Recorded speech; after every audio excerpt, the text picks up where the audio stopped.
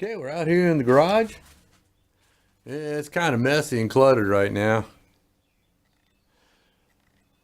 That's going to be a project someday down the road. Now, there's two machines basically that I use for sanding leather. Mostly I use this one here.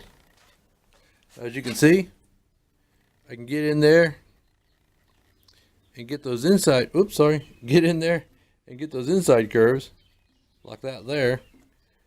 Got the flat spot here for getting the flatter areas. Also, when I'm sanding something that has tighter inside curves, I have a drum sander. Let's see if I can get a shot. Drum sander chucked up to my drill press here. Well, since I got the camera in my hand and I need both hands to do the sanding, I can't do the sanding and show you that I'm sanding, but you know, you get the idea. Just gonna sand the inside there, sand this part, get the curves on it, and once I get it sanded a bit, I'll be right back. All right, a few minutes later, see if I can get some light on this. There you go. And that's got those edges nice, smooth, and even. Now we're going to go back to my workbench and get some more work done on this thing. See you in there. Okay, we're back. Now keeping in mind this is going to be a left-handed holster. I've taken my scratch awl and my stitch line patterns, and I scratched into the holster where the stitch lines are going to go. Now what I'm going to do is I'm going to groove around here,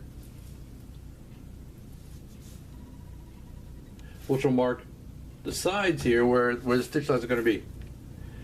I don't generally groove in here because there's no real reason for it. I groove along the edge to help prevent the possibility of a person's belt rubbing into the threads. Generally that won't happen, but being that this is a nice heavy thick 9-ounce leather, I'm not really, in fact I know I'm not compromising the strength of the leather at all by cutting in a stitch groove.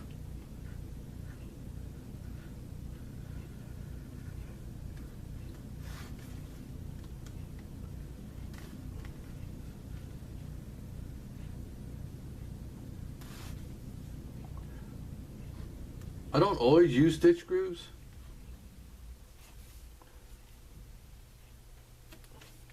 Like this holster.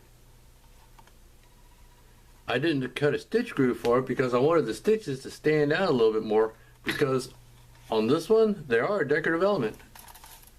Man, that thing's dusty. This one is a it's 7-ounce leather lined with 5-ounce leather with a 9-ounce welt. Makes a nice wide edge there. I call that my own personal barbecue holster. So anyway, let's continue with what we're doing.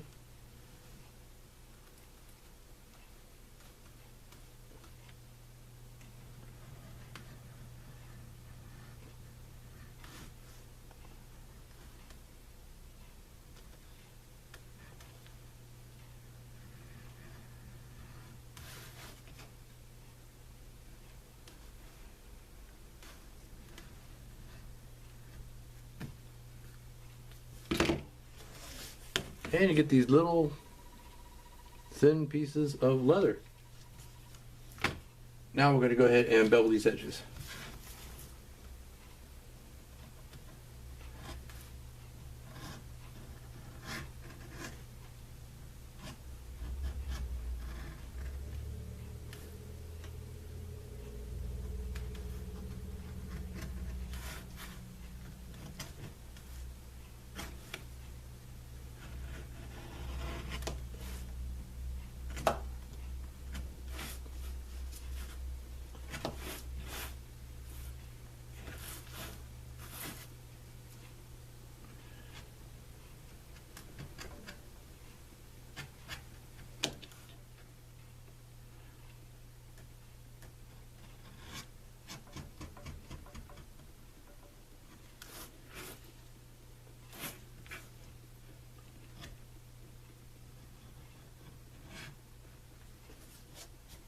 Now actually,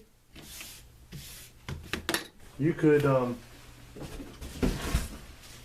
dye this thing. You do all this work, the gluing, the sanding, the stitch groove marking, the edge beveling, all that, before you dye the outside of it.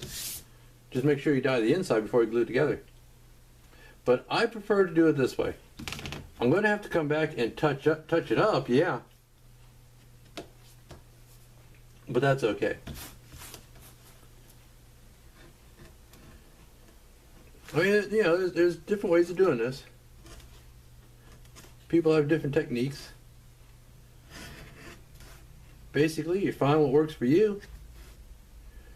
But never have a closed mind about it.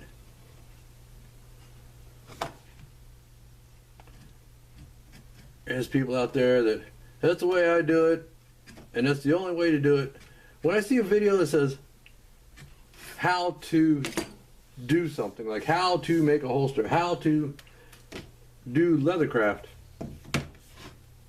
I try to avoid those because it's not how to, that's how I do it. Like on my videos, I never say how to. I say, like, you know, making a holster.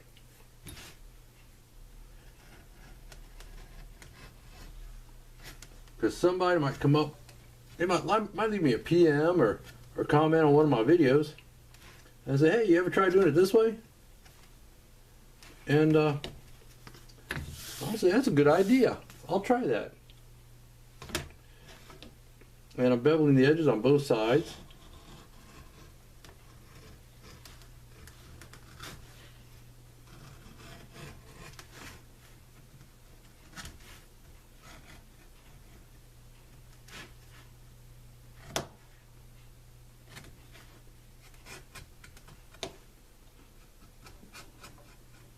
I like to make sure it's smooth and even. And now we're just going to take some of our black dye, some of this stuff, remember that? And we're going to touch up these edges and let them dry. And once they're dry, let's see, we can actually start burnishing these edges because they look pretty good. Sometimes I stitch it first, sometimes I burnish it first. Generally, I like to stitch it first.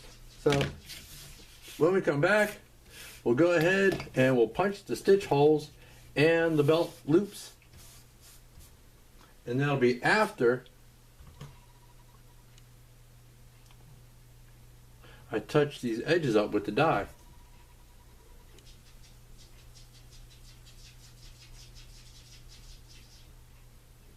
But you know what?